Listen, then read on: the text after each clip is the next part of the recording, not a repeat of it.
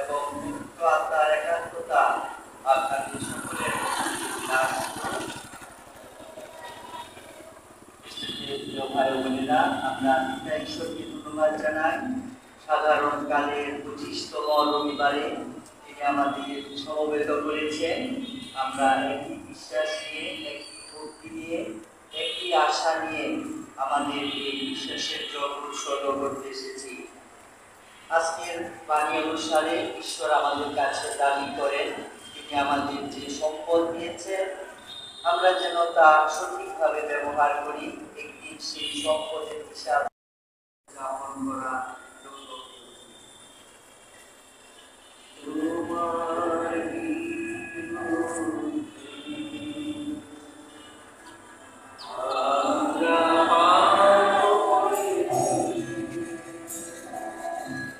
Yeah.